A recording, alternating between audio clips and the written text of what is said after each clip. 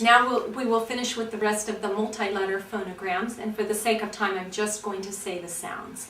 I will tell you though first that now you can see that they're written without the written way, because the children have already learned all of the writing for all of the formation for all of the single letter phonograms, which also includes the Q, which is a 2-letter phonogram. So now we will just see it the fancy way, or the way we would read it in a book.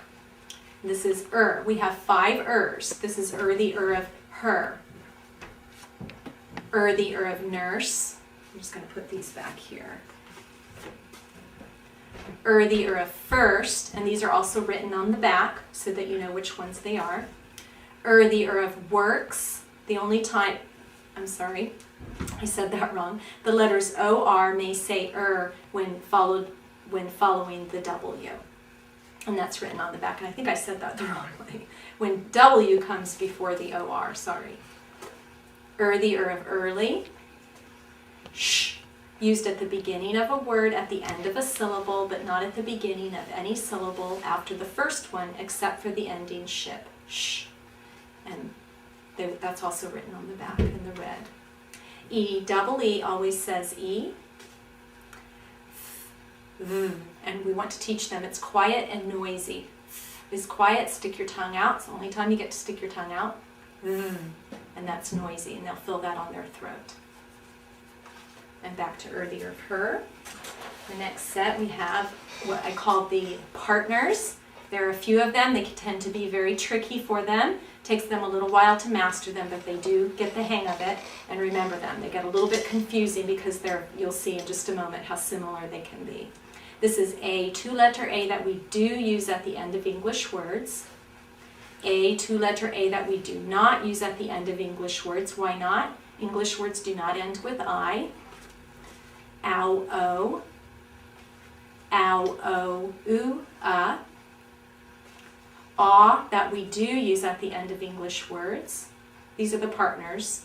Ah that we do not use at the end of English words. Why not? English words do not end with U.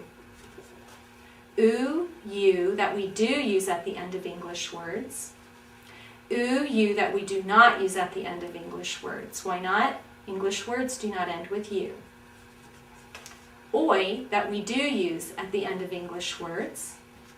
Oi that we do not use at the end of English words. Why not? English words do not end with I. And we're back to A. So that's why we call them the partners, because you have those A or those Y and I phonograms and the E and U phonograms. So we get a little tricky. Next we have oo, O, ch, k, sh. And we do the train track, we do the choo-choo train, ch, k, sh. So you have to stop them in between the sounds or it will all mush together and you won't be able to identify the sound. So they just have to slow down. When they get used to it, they go really fast and you aren't hearing each sound, so you have to slow them down a little bit. It goes through our nose. And we say like a Frenchman. No offense. E, A, R, K, 2-letter K, used only after a single vowel, which says A, I, A. This is another one that can blend together, so you have to be careful how they say it. It has 3 sounds. Ed, d, t, past tense ending. Or. And I teach them to do this to help them know that it's kind of a blowing sound, and we don't want them to say whoop and make it noisy. It's quiet. Oo, I, that we do not use at the end of English words. Why not? English words do not end with I. And O, the O of boat. In our last batch, another partner, A, E, that we do use at the end of English words. And I help them a little bit with this by saying invisible A, E, that we do use at the end of English words, because they can hear A, but they don't see the A. And then we have A, E, that we do not use at the end of English words. Why not? English words do not end with I. A, 4-letter A.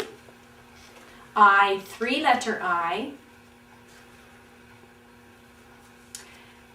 E, I. And this, it helps them with this one. When I comes first, we say it backwards, E, I. and that's the sound, E-I. N, two-letter N, used only at the beginning of a base word. N, two-letter N, used both at the beginning and the end of a base word. R, two-letter R, so it's the same sound as that one, but it's two-letter R. F, two-letter F. J, three-letter J, used only after a single vowel which says a, I, a. O, the O of toe, which we say O, the O of my big fat toe. And ch, three-letter ch, used after a single vowel which says a, I, a. Sh, tall letter sh, used at the beginning of any syllable after the first one. Sh, zh, used at the beginning of any syllable after the first one. Sh, used at the beginning of any syllable after the first one. On this one we say sh, short letter sh, and on the TI we say sh, tall letter sh. So sh, tall letter sh, sh, zh, this has two sounds, and again sh, short letter sh.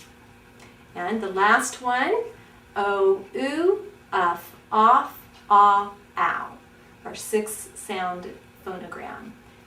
I'll say it again for you. O, u, uf, off, ah, ow. And I will show you what I show the students to help them. O, u, uf, off, ah, ow. So if you can get some movement in with it during homework time, it's very helpful for them to learn if they don't get it right away. So those are the 71 phonograms. After the 55th phonogram, we begin spelling and applying the phonograms that we've learned. Mostly they will be applying all of the single letter phonograms that they learned first, and a few multi-letter phonograms will be in those spelling words. So thank you very much for your time.